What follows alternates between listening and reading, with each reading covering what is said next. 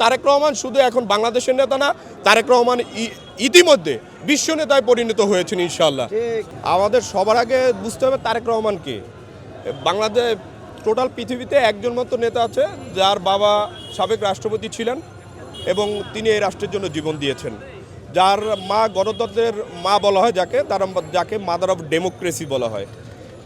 সেই মহান স্বাধীনতার ঘোষক শহীদ রাষ্ট্রপতি জিয়াউর রহমান এবং মাদার অফ ডেমোক্রেসি যিনি গণতন্ত্রের মা, তারই সন্তান জনাব তারেক রহমান। আজকে তারেক রহমান দেশে আসাতে আমাদের আনন্দটা কেমন এটা আসলে আমরা বুঝাতে পারবো না। ধরেন আমরা আমাদের শৈশব থেকে যাকে আমরা চিনে আসছি, শৈশব থেকে যাকে আমরা লালন করি, সেই মহানায়ক আজকে দেশে ফিরেছেন। ইতিমধ্যে অনেক মিডিয়া আমাদেরকে প্রশ্ন করেছেন যে আসলে তারেক রহমান দেশে আসছে, কত লোক আসছে আপনারা বলেন। দেখেন, এইটা আসলে কাউন্ট করার বিষয় না।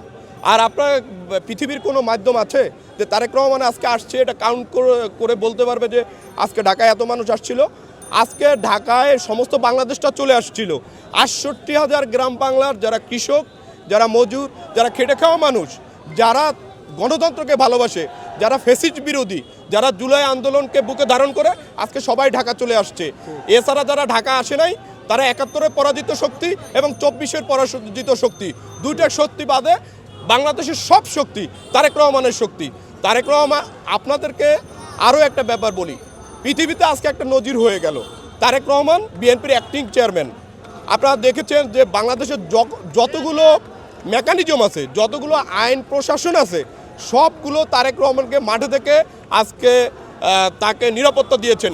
আপনাকে কোনো দিন কোনো পৃথিবীতে কাউকে দেখেছেন যে একজন যিনি বিরোধী দলীয় নেতাও না, যিনি প্রধানমন্ত্রীও না, যিনি সরকারের কেউ না, শুধুমাত্র বাংলাদেশে আপামর জনসাধারণের ভালোবাসার প্রতি সম্মান জানিয়ে বর্তমান সরকার এটা করতে বাধ্য হয়েছে। কারণ তারেক রহমান শুধু এখন বাংলাদেশের নেতা না, তারেক রহমান ইতিমধ্যে বিশ্ব নেতায় পরিণত হয়েছেন ইনশাআল্লাহ। আজকে যদি আপনি কাউকে প্রশ্ন করেন যে তারেক রহমান দেশে আসছে, আপনার ভালোবাসাটা একটু আমাদের দেখান, আমরা কেউ দেখাতে পারবো না।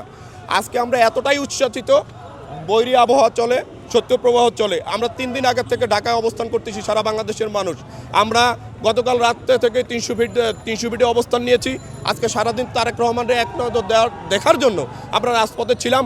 এবং তারেক রহমান যতদিন বাংলাদেশের নেতৃত্ব দিতে চান, জিয়া পরিবার যতদিন বাংলাদেশের নেতৃত্ব দিতে চান, বাংলাদেশের গণতন্ত্র এবং সার্বভৌমত্ব যতদিন আছে, আমরা তারেক রহমানের সাথে সারা বাংলাদেশের মানুষ আছি। আগামীর বাংলাদেশ বিনির্মাণে তারেক রহমানের কাছে আমাদের প্রত্যাশা, ইসলামী মূল্যবোধ এবং এই মুক্তিযুদ্ধের চেতনা, জুলাই সনদের বাস্তবায়নের মধ্য থেকে একটি সুষ্ঠু এবং গণতান্ত্রিক রাষ্ট্র হবে, যেখানে কোনো বৈষম্য থাকবে না। যে আন্দোলনের মাধ্যমে, যে বৈষম্য বিরোধী আন্দোলনের মধ্য দিয়ে বাংলাদেশটা ফ্যাসিস্ট বিরোধী একটা আন্দোলন চূড়ান্ত পর্যায়ে নিয়ে দিয়ে বাংলাদেশ মুক্ত হয়েছে, এই বাংলাদেশে আর কোনো ফ্যাসিজম থাকবে না, এই বাংলাদেশে আর কোনো বৈষম্য থাকবে না।